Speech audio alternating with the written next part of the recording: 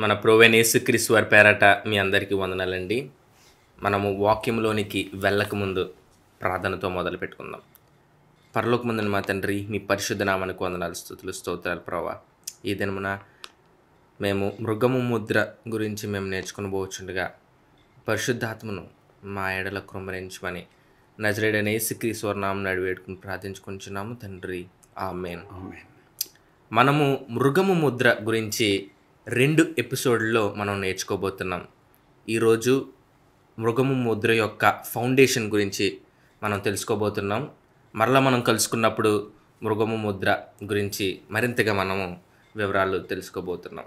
అయితే మన పరిశుద్ధ గ్రంథాలని మత్తయి సువార్త 24 అధ్యాయము 15 వచనానికి మనం త్రిప్పినట్లయితే, కాబట్టి ప్రవక్త అయిన దానియేలు ద్వారా చెప్పబడిన నాశనకరమైన హేయ వస్తువు పరిశుద్ధ స్థలమందు నిలుచుట మీరు చూడగానే చదువువాడు గ్రహించుగాక. అసలు ఈ నాశనకరమైన హేయ వస్తువు ఏంటి? నాశనకరమైన హేయ వస్తువుకి ఈ మృగము ముద్రకు ఉన్న ఆ కనెక్షన్ ఏంటో పూర్తి వివరాలు మన దగ్గర ఉన్న దైవజనుల ద్వారా మనం తెలుసుకుందాం. Praise God. చాలా చక్కగా మీరు ఇంట్రడ్యూస్ చేశారు. ఈ మాటలు మత్తయి సువార్త 24వ అధ్యాయము. ఈ మాటలు ఎవరు పలుకుచున్నారు? కాబట్టి ప్రవక్త అయిన దానియేలు ద్వారా చెప్పబడిన నాశనకరమైన హేయ వస్తువు గురించి మన ప్రభువైన యేసుక్రీస్తు వారు చెప్తున్నారు. అవునండి.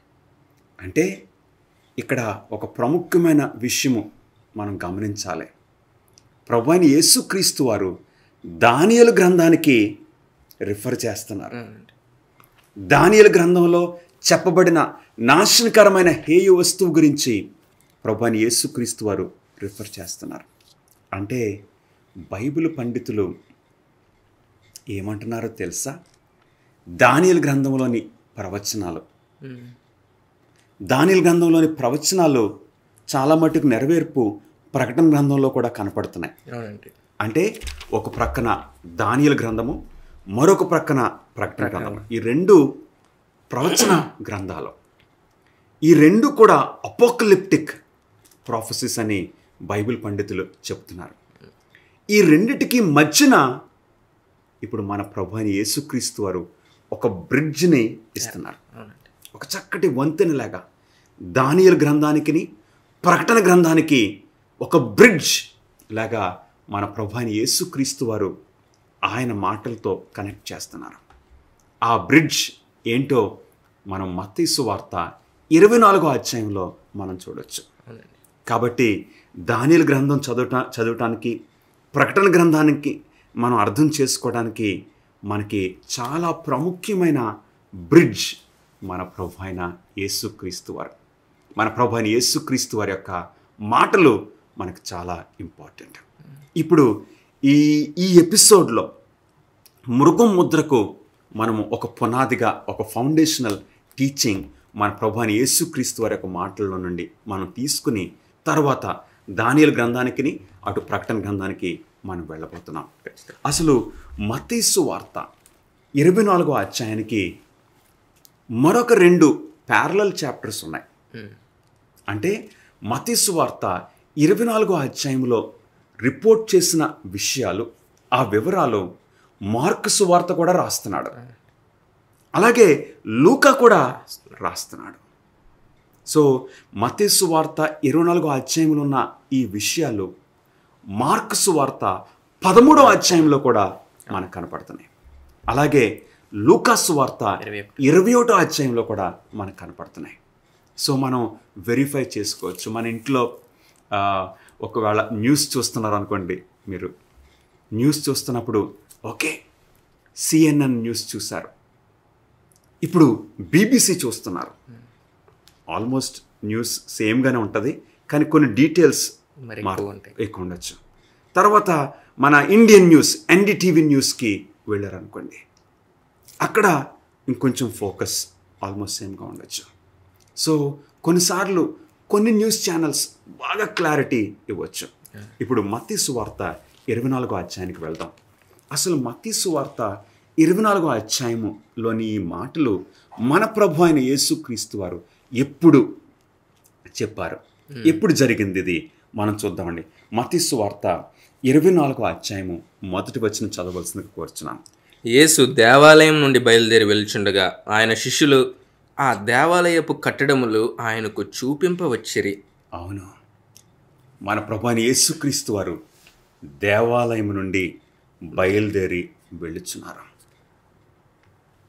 యాక్చువల్గా ప్రభువైన యేసుక్రీస్తు వారి యొక్క జీవితంలో ఆయన మరలా యెరూషలేము దేవాలయంలో అడుగు పెట్టలేదని బైబిల్ పండితులు చెప్తున్నారు ఈ సంఘటన తర్వాత. ఎందుకంటే మత్తయి సువార్త 23వ అధ్యాయానికి వెళ్తే ఏం కనపడుతుంది? మత్తయి సువార్త 23వ అధ్యాయము 37వ వచనంలో ప్రభువైన యేసుక్రీస్తు వారు ఏమన్నారు? యెరూషలేమా యెరూషలేమా, ప్రవక్తలను చంపుచును నీ యొద్దకు పంపబడిన వారిని రాళ్లతో కొట్టుచును ఉండుదానా. ప్రభువైన యేసుక్రీస్తు వారి యొక్క మాటలో యెరూషలేమా యెరూషలేమా, ప్రవక్తలను చంపుచు నీ యొద్దకు పంపబడిన వారిని రాళ్లతో కొట్టుచూ ఉండుదానా. కోడి తన పిల్లలను రెక్కల క్రిందకి ఎలాగో చేర్చుకునో అలాగే నేనును నీ పిల్లలను ఎన్నో మార్లు చేర్చుకొనవలనని వింటిని కానీ మీరు వల్లకపోతిరి. మీరు లోబడలేదు. అంటే ఇట్ ఈస్ ఎ లామెంట్. యెరూషలేము వాస్తవ్యుల యొక్క పరిస్థితి ఎంత ఘోరమైపోయింది. ఏం చేశారు? యెరూషలేం గురించి ప్రభువైన యేసుక్రీస్తు వారు ఒక ఉపమానం కూడా, చాలా ఉపమానాలు చెప్పారు. కొన్ని రోజుల ముందు ఏం జరిగింది? ఆ అంజూరపు చెట్టు శపించారు, కాయలు కాయట్లేదు. శిష్యులు ఆశ్చర్యపోయారు. మన ప్రభువైన యేసుక్రీస్తు వారు ఎవరిని శపించే ఆ మనస్తత్వం కాదు కదా. ఆ అంజూరపు చెట్టు యెరూషలేముకి సూచనగా ఉన్నది, దేవుని ప్రజలకు సూచనగా ఉంది. ఫుల్గా ఆకులు ఉన్నాయి కానీ ఫలములు లేవు. నిజంగానే తర్వాత ఆయన ఒక ద్రాక్ష తోట ఉపమానం చెప్పారు. ఆ ఉపమానంలో ద్రాక్ష తోటను మరి ఆ గుత్తదారులకు ఇచ్చి యజమానుడు వెళ్ళిపోయారు. కాపుకాలం వచ్చినప్పుడు ఆ గుత్త తీసుకోవడానికి ఆయన సేవకులను పంపించారు. వారు ఆ సేవకులను కొట్టిపడేశారు. మరికొంతమంది సేవకులను పంపించాడు, వాళ్ళను కూడా మరింకొన్ని మంది సేవకుల్ని. ఆ యజమానుడు ఎంత ఓర్పు గల యజమానుడు. అగైన్ అండ్ అగైన్ వారు ఆ సేవకులను కొడుతున్నారు. ఇప్పుడు ఆయన ఏం చేశారు? తన సొంత కుమారుని, హల్లెలూయా, తన సొంత కుమారుణ్ణి పంపించారు. నా కుమారుణ్ణి పంపిస్తే వారు గౌరవిస్తారు. అప్పుడు వాళ్ళు ఏం చేశారు?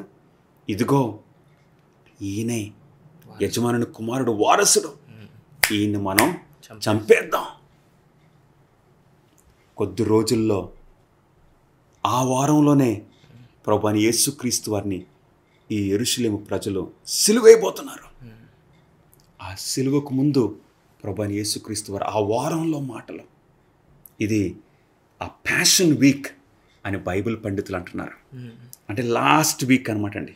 ఆయన సిలువ వేయబడక ముందు లాస్ట్ వీక్. ఇంకా కొంతమంది బైబిల్ పండితులు ఇంకొంచెం క్లారిటీ, ఎందుకంటే ఆ లాస్ట్ వీక్, ఆ ఆఖరి వారం గురించి చాలా డీటెయిల్స్ మత్తయి, మార్కు, లూక్ ఇస్తున్నారు. దీన్ని క్యాల్కులేట్ చేసి కరెక్ట్గా చూస్తే అది ఒక మంగళవారం, మన మాటల్లో ఒక ట్యూస్డే. ఆ రోజు ప్రభువైన యేసుక్రీస్తు వారు ఆ మంగళవారం సాయంకాలం టైంలో యెరూషలేమా యెరూషలేమా, ప్రవక్తలను చంపుచు నీ యొద్దకు పంపబడిన వారిని రాళ్లతో కొట్టుచూ ఉండుదానా. కోడి తన పిల్లలను తన రెక్కల క్రిందకి ఎలాగూ చేర్చుకునో అలాగు నేనును నీ పిల్లలను ఎన్నో మార్లు చేర్చుకొని వాళ్ళని ఉంటుంది కానీ మీరు వల్లకపోతిరి. కాబట్టి ఏంటి 38వ వచనం? ఇదిగో మీ ఇల్లు మీకు విడువబడి ఉన్నది. ఇదిగో మీ ఇల్లు విడవబడి ఉన్నది. Your house is left unto you desolate. ఆ మాటల్లో మనం కొంచెం క్లోజప్లో చూస్తే ప్రభువైన యేసుక్రీస్తు వారిలో కన్నీరు. Jerusalem rejected Jesus Christ. కొద్ది రోజుల్లో ఆయన సిలువైపోతున్నారు. The rejected God. వారు దేవుని ప్రవక్తలను తిరస్కరించడం మాత్రమే కాదు, దేవుని సొంత కుమారుని కూడా తిరస్కరించారు. అందుకు ప్రభు అంటున్నారు, ఇదిగో మీ ఇల్లు మీకు విడవబడి ఉన్నది. 39వ వచనం, ఇది మొదలుకొని ప్రభువు పేరట వచ్చివాడు స్తుతింపబడుగాకని మీరు చెప్పు వరకు నన్ను చూడరని మీతో చెప్పుచున్నాను. ఏ ఫైనల్ స్టేట్మెంట్, మీరు నన్ను చూడరు. ఈ మాటల తర్వాత ప్రభువైన యేసుక్రీస్తు వారు యెరూషలేము దేవాలయంలో ఇక అడుగు పెట్టలేదు. ఆ రోజు ఇప్పుడు ప్రభువైన యేసుక్రీస్తు వారు యెరూషలేము దేవాలయం నుండి 24వ అధ్యాయంలో మత్తయి చక్కగా రిపోర్ట్ చేస్తున్నాడు మనకి. మత్తయి సువార్త 24వ అధ్యాయం 1వ వచనం, యేసు దేవాలయం నుండి బయలుదేరి వెళ్ళుచుండగా ఆయన శిష్యులు ఆ దేవాలయపు కట్టడములు ఆయనకు చూపింపు వచ్చినాయి. ఏంటి, శిష్యులకు అర్థం కావడం లేదా? ఏంటిది, ప్రభు ఎందుకు ఇలాగన్నారు? మీ ఇల్లు విడవబడింది. ఇప్పుడు దేవాలయం కట్టడాలని చూపిస్తున్నారు, ఎంత అందంగా ఉంది. ఇప్పుడు ఆయన ఏమంటున్నారు చూద్దాం, 2వ వచనము. అందుకు ఆయన, మీరు ఇవన్నీ చూచుచున్నారు కదా, రాతి మీద రాయి ఒకటి అయినను ఎక్కడ నిలిచి ఉండకుండా పడద్రోయబడునని మీతో నిశ్చయంగా చెప్తున్నానని వారితో నేను. యెరూషలేము యొక్క నాశనం గురించి ప్రభువైన యేసుక్రీస్తు వారు చెప్తున్నారు. రాతి మీద రాయి ఒకటైనను ఇక్కడ నిలిచి ఉండకుండా పడద్రోయబడును. డిస్ట్రక్షన్ ఆఫ్ జెరూసలేం గురించి ప్రభువైన యేసుక్రీస్తు వారు చాలా సూటిగా మాట్లాడుతున్నారు. శిష్యులు ఆశ్చర్యపోయారు, ఆ మాటలు వింటున్న ప్రజలు ఆశ్చర్యపోయారు. ఆ రాత్రి ఏ రోజండి? ఆ మంగళవారం రాత్రి. ఆ గురువారం రాత్రి మేడగదిలో శిష్యులకి రొట్టె ద్రాక్షరసం ఇచ్చారు. ఆ రాత్రి ప్రభువైన యేసుక్రీస్తు వారిని అరెస్ట్ చేశారు. అది గురువారం రాత్రి. శుక్రవారం ఆయన్ను సిలువేసేశారు. ఇది ఆ మంగళవారం, ఆ వీక్. ఆ రాత్రి ఇప్పుడు ఏం జరిగిందో మత్తయి సువార్త 24వ అధ్యాయము 3వ వచనం నుండి మనం స్టోరీ పికప్ చేద్దామండి. మత్తయి సువార్త బైబిల్స్ చూడాలి, ఎందుకంటే చాలా ఇంపార్టెంట్ డీటెయిల్స్. ఇది మృగం ముద్రకు ఒక పునాదిగా మనకుంటుంది. ఆయన ఒలీవ కొండ మీద కూర్చుండి ఉన్నప్పుడు శిష్యులు ఆయన యొద్దకు ఏకాంతముగా వచ్చి, ఇవి ఎప్పుడు జరుగును? నీ రాకడకును ఈ యుగ సమాప్తికిని సూచనలేవి మాతో చెప్పమనగా. ప్రభువైన యేసుక్రీస్తు వారు ఇప్పుడు ఒలీవ కొండ మీద కూర్చున్నారు. ఒలీవ కొండ మీద కూర్చున్నప్పుడు శిష్యులు, ప్రజలందరూ వెళ్ళిపోయారు. శిష్యులు కొంతమంది ఏకాంతంగా ఆయన దగ్గరికి వచ్చారు. ఎవరా శిష్యులు? మార్కు సువార్త 13వ అధ్యాయంలో ఆ శిష్యుల పేర్లు మార్కు ఇస్తున్నాడు. మార్కు సువార్త 13వ అధ్యాయము 3వ వచనం. ఆయన దేవాలయం ఎదుట ఒలీవల కొండ మీద కూర్చుండి ఉండగా పేతురు, యాకోబు, యోహాను, అంద్రెయ అనువారు ఆయనను చూచి, ఇవి ఎప్పుడు జరుగును? Same conversations. ఇద్దరు రిపోర్ట్ చేస్తున్నారు. మార్క్ అయితే పేరు రాస్తున్నాడు. పేతురు, యాకోబు, యోహాను మరియు ఆంద్రెయ ఈ నలుగురు వచ్చి, అయ్యా యెరూషలేము నాశనం ఎప్పుడు జరుగుతుంది? ఎందుకంటే జూయిష్ మైండ్ మనం ఒకసారి గమనించాలి.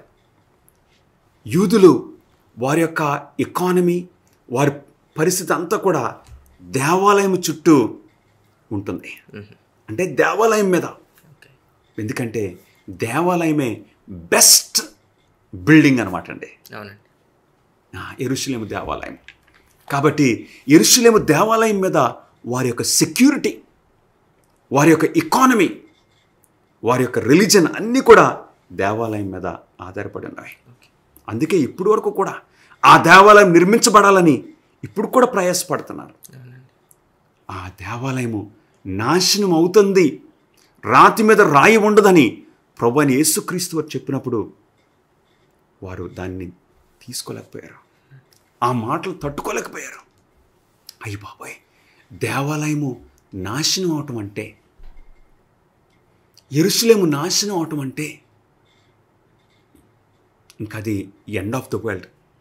లోకం కూడా నాశనం అవటమే, అప్పుడే యెరూషలేము నాశనం అవుతుందని ఆ జూయిష్ థింకింగ్ అట్లా ఉంది. ఇప్పుడు ప్రభు దగ్గరికి వచ్చి అడుగుతున్నారు. అది రాత్రి వేళ. ఆ రాత్రి ఇంకా పస్కా పండుగ దగ్గరలో ఉంది. పస్కా పండుగ ఎప్పుడు పౌర్ణమి రోజున ఉంటుంది. అంటే ఆ రాత్రి నిండు పౌర్ణమిలాగా ఉన్నది. ఆ మూన్ లైట్లో ఒలివ్ కొండ మీద నుండి చూస్తుంటే యెరూషలేము దేవాలయము చాలా బ్యూటిఫుల్గా కనపడుతుంది.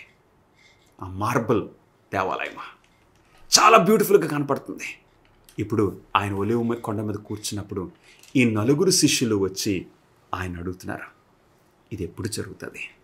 వారి యొక్క దృష్టి ఏంటండి? యెరూషలేము ఎప్పుడు నాశనం అవుతుంది, అంటే యెరూషలేము ఎప్పుడు పాడైపోతుంది అని అడుగుతున్నారు. రాతి మీద రాయి ఉండదని మీరు చెప్పారే, అది ఎప్పుడు జరుగుతుందయ్యా?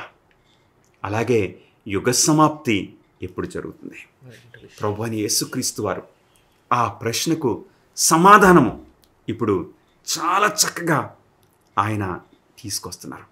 యెరూషలేము యొక్క నాశనమును, యుగ సమాప్తి అంటే లోకాంతం గురించి చక్కగా ఆయన బ్లెండ్ చేసుకుంటూ ప్రభువైన యేసుక్రీస్తు వారు తీసుకుని వస్తున్నారు. యెరూషలేము యొక్క నాశనము, యేసుక్రీస్తు వారి యొక్క 2వ రాకడకు సూచనలు ఇవన్నీ ఉన్నాయి. అందుకే మత్తయి సువార్త 24వ అధ్యాయము ఒక చక్కటి బ్రిడ్జ్, దానియేలు గ్రంథానికి, ప్రకటన గ్రంథానికి బ్రిడ్జ్ అని బైబిల్ పండితులు మనకు చెప్తున్నారు. సో ప్రభువైన యేసుక్రీస్తు వారు ఏమంటున్నారో మనం చూద్దాం ప్రియులరా. ఆ కాంటెక్స్ట్ మనకు అర్థమైంది. ఇప్పుడు ఆ మంగళవారం రాత్రి ఇవి ఎప్పుడు జరుగును?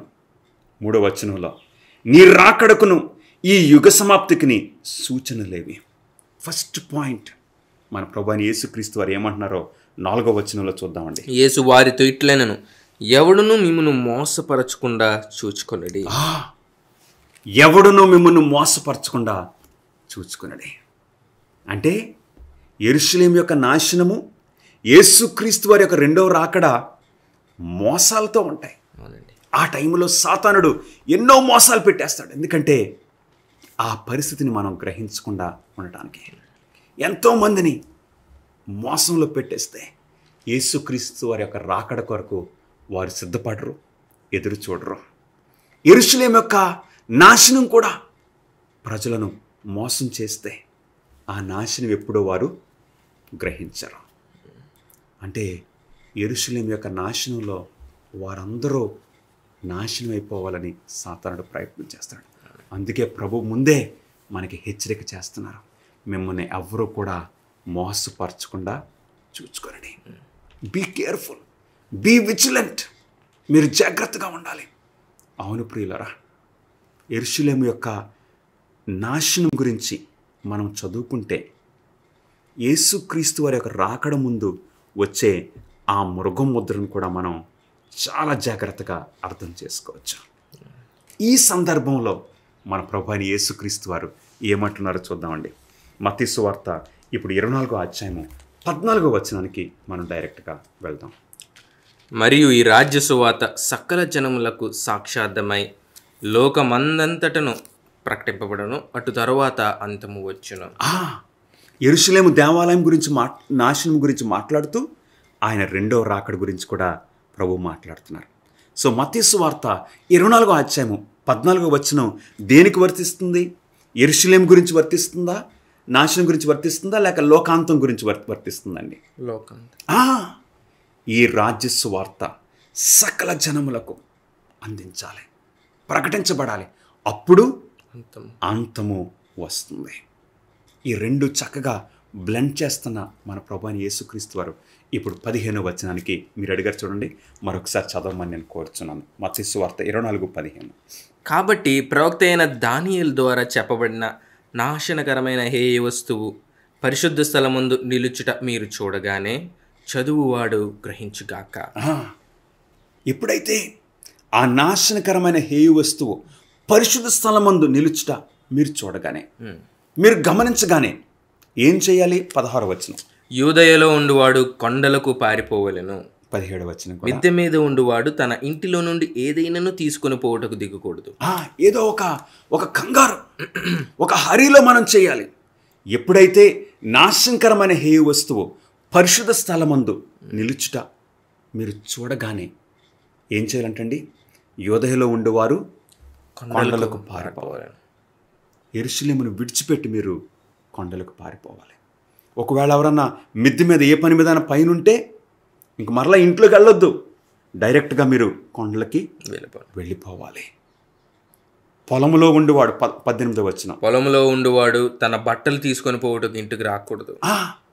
ఒకవేళ మీరు ఆ టైంలో పొలంలో ఉంటే మళ్ళీ ఇంటికి వెళ్ళి నేను బట్టలు తీసుకుంటాను సర్దుకుని వెళ్తాననే అంత టైము మీకు లేదు. త్వరగా చేయాలి. ఎప్పుడు? నాశనకరమైన హే వస్తువు పరిశుద్ధ స్థలమందు నిలుచుట మీరు చూడగానే. అవును ప్రియులరా, దానియేలు ప్రవక్త చెప్పిన మాటలు కూడా ఒకసారి మనం ఆ రెఫరెన్స్కి వెళ్ళి చూద్దాం. దానియేలు గ్రంథము 8వ అధ్యాయము 13వ వచనంలో ఈ విషయాన్ని దానియేలు ప్రవక్త ఇంకొంచెం క్లారిటీ ఇస్తున్నాడు. చూడండి. దానియేలు 8:13. అప్పుడు పరిశుద్ధులలో ఒకడు మాట్లాడగా వింటిని. అంతలో మాట్లాడుచున్న ఆ పరిశుద్ధునితో మరి ఒక పరిశుద్ధుడు మాట్లాడుచుండెను. ఏమనగా, అనుదిన బలిని గూర్చియు అతిక్రమము జరిగినందున సంభవించు నాశనకరమైన హేయ వస్తువును గూర్చియు కలిగిన ఈ దర్శనము నెరవేరుటకు ఎన్నాళ్ళు పట్టుననియు, ఈ ఆలయ స్థానమును జనసమూహమును కాళ్ళ కింద తొక్కబడుట ఎన్నాళ్ళు జరుగునో అనియు మాట్లాడుకునిరి. ఈ నాశనకరమైన హేయ వస్తువును గూర్చి కలిగిన ఈ దర్శనము నెరవేరుటకు ఎన్నాళ్ళు పట్టును, ఈ ఆలయ స్థానమును బహుజన సమూహము కాళ్ళ క్రింద త్రొక్కబడుట ఎన్నాళ్ళు జరుగును. ప్రియ స్నేహితులారా, ఈ నాశనకరమైన హేయ వస్తువు గురించి ప్రభువైన యేసుక్రీస్తు వారు కూడా రిఫర్ చేస్తున్నారు. అంటే దానియేలు గ్రంథంలో చెప్పబడిన ఆ నాశనకరమైన హేయ వస్తువు ప్రభువైన యేసుక్రీస్తు వారి టైం వరకు జరగలేదు, ఇంకా జరగలేదు, తర్వాత జరగబోతుందని ప్రభువైన యేసుక్రీస్తు వారు చెప్తున్నారు. కొంతమంది ఈ మాటలు తీసుకుని ఈ నాశనకరమైన హేయ వస్తువు గురించి ఏమంటున్నారో తెలుసా? అది యాంటియోకస్ ఎపిఫెనస్. యాంటియోకస్ ఎపిఫెనస్ ఆయన ఒక గ్రీక్ రాజు. యాంటియోకస్ ఎపిఫెనస్ క్రీస్తు పూర్వము 175 నుండి 164 సంవత్సరం వరకు పరిపాలన చేశాడు. 11 సంవత్సరాలు. ఈ 11 సంవత్సరాల్లో ఆయన ఏం చేశాడో తెలుసా? గ్రీక్ కల్చర్ ప్రమోట్ చేశాడు. ఎక్కడ? యెరూషలేములో. యెరూషలేమును చుట్టుముట్టి ధ్వంసం చేసేసాడు. యెరూషలేము వీధుల్లో విగ్రహాలు నిలబెట్టేశాడు. యెరూషలేము యొక్క ఆలయ ఆ పరిస్థితిని ఆప్ చేసేసాడు. యెరూషలేము దేవాలయం దగ్గర ఆ బలిపీఠం మీద ఒక పందిని తీసుకొచ్చి అర్పించేశాడు. చాలామంది యాంటియోకస్ ఎపిఫెనస్ చేసిన ఆ విషయానికి రిఫర్ చేస్తారు. కానీ ప్రభువైన యేసుక్రీస్తు వారు ఏమంటున్నారు? మత్తయి సువార్త 24:15లో ఇది రాబోతుంది అంటున్నారు. ఈ యాంటియోకస్ ఎపిఫెనస్ యేసుక్రీస్తు వారు జన్మించకముందు అయిపోయింది. కాబట్టి యాంటియోకస్ ఎపిఫెనస్కి ఇది సంబంధం లేదు. ఆయనకు వర్తించదు ప్రియులారా, ఆయనకు వర్తించదు. It is in the future అని ప్రభువైన యేసుక్రీస్తు వారు సెలవిస్తున్నారు. ఏంటి? సో నాశనకరమైన హేయు వస్తువు యెరూషలేము పరిశుద్ధ స్థలమందు నిలుచుట ఏంటి? ఒకసారి మార్క్స్ వార్తకు కూడా మనం వెళ్ళి చూద్దాం. మార్క్స్ వార్త 13వ అధ్యాయము 14వ వచనంలో మార్క్ కొంచెం క్లారిటీ ఇస్తున్నాడు. మనం వెళ్ళి చూద్దామండి. మార్క్స్ వార్త 13:14. మరియు నాశనకరమైన హేయ వస్తువు నిలువరాని స్థలమందు నిలుచుట మీరు చూచినప్పుడు చదువువాడు గ్రహించుగాక. నాశనకరమైన హేయ వస్తువు. సో మార్క్ కూడా ఇదే విషయం చెప్తున్నాడు. నిలువరాని స్థలమందు నిలుచుట అంటే యెరూషలేములో నిలుచుట. ఇప్పుడు లూకా సువార్తకు వెళ్దాం. లూకాలో ఇంకొంచెం క్లారిటీ మనకు దొరుకుతుంది ఈ నాశనకరమైన హేయ వస్తువు ఏంటో. లూకా సువార్త 21వ అధ్యాయము 20వ వచనానికి వెళ్దాం. యెరూషలేము దండ్ల చేత చుట్టబడుట మీరు చూసినప్పుడు దాని నాశనము సమీపమై ఉన్నదని తెలుసుకొనుడి. లూకా ఇప్పుడు మనకి ఇంకా క్లారిటీ ఇస్తున్నాడు. ఏమంటున్నాడు? నాశనకరమైన హేయ వస్తువు అంటే యెరూషలేము దండ్ల చేత చుట్టబడుట. అంటే యెరూషలేము పట్టణము సైనికులతో చుట్టబడ్డ ఆ విషయం గురించి. మీరు యెరూషలేము పట్టణము ఎప్పుడైతే ఈ దండ్ల చేత సైనికుల చేత చుట్టబడి ఉంటుందో అప్పుడు దాని నాశనము సమీపమై ఉన్నదని మీరు తెలుసుకోండి. Jerusalem is going to be destroyed. కాబట్టి అప్పుడేం చేయాలి? యూదయలో ఉండివారు కొండలకు పారిపోవలను, దాని మధ్య నుండి వారు వెలుపలికి పోవలను, పల్లెటూరులోని వారు దానిలో ప్రవేశింపకూడదు. గమనిస్తున్నారా ఈ విషయాన్ని? మన ప్రభువైన యేసుక్రీస్తు వారు చెప్పిన మాటలు క్రైస్తవులు గమనించారు.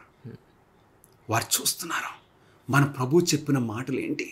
నాశనకరమైన హేయ వస్తువు ఈ పరిశుద్ధ స్థలం నిలుచుడంటే యెరూషలేం పట్టణము దండ్ల చేత సైనికుల చేత చుట్టుబడడం వారు చూస్తున్నారు. ప్రభువైన యేసుక్రీస్తు వారు ఈ మాటలు చెప్పిన 39 సంవత్సరాలకి ఏం జరిగిందో తెలుసా? యెరూషలేము రోమా సైన్యంతో ఆ దండ్లతో చుట్టబడింది. సరిగ్గా 66వ సంవత్సరం క్రీస్తు శకము 66 AD సెస్టియస్ గ్యాలస్ అనే ఈ రోమా గవర్నర్, ఆయన పైన సిరియా నుండి ఇప్పుడు యెరూషలేము సైన్యాన్ని వేసుకుని 66,000 మంది యెరూషలేము దగ్గరికి సైన్యం తీసుకుని వచ్చి యెరూషలేమును చుట్టుముట్టాడు. ఆ సైనిక దండ్లు యెరూషలేం పట్టణం చుట్టూ ఇప్పుడున్నారు 66,000 మంది రోమా సైనికులు. క్రైస్తవులు గమనించారు. విధేయత చూపించాలనుకున్న క్రైస్తవులందరూ కూడా యెరూషలేములో నుండి వారు మూటముళ్ళు సర్దుకుని ఏం చేశారండి? నిశ్చింతగా ఎవరూ వారిని ఆపు చేయకుండా యెరూషలేం పట్టణంలో నుండి బయటకు వెళ్ళిపోయారు. వారి కుటుంబాలతో బయటకు వెళ్ళిపోయారు. 3.5 సంవత్సరాల తర్వాత మరలా రోమా సైన్యము వచ్చి చుట్టుముట్టింది. అప్పుడు యెరూషలేము నాశనమైంది. ఇందులో మృగం ముద్రకు మంచి కనెక్షన్ ఉంది. మనం మరలా కలుసుకున్నప్పుడు తెలుసుకుందాం ప్రియులారా. అంతవరకు దేవుడు మిమ్మల్ని ఆశీర్వదించినాక ప్రార్థన చేసుకుందాం. ప్రభువా, నీ మాటకు విధేయత చూపించిన వారు నాయనా వారు ప్రాణాలతో బయటకు వెళ్ళారు. నీ మాటకు విధేయత చూపించిన వారిలో ఒక్కరు కూడా నాశనం కాలేదు. మీకు స్తుతులు స్తోత్రములు. ప్రభువా, ఈ 21వ శతాబ్దంలో కూడా మేము కూడా నీ మాటకు విధేయత చూపించు వారంగా మమ్మల్ని నడిపించుకోమని యేసుక్రీస్తు నామములో అడిగి వేడుకొంచున్నాం తండ్రి. ఆమేన్. God bless you friends.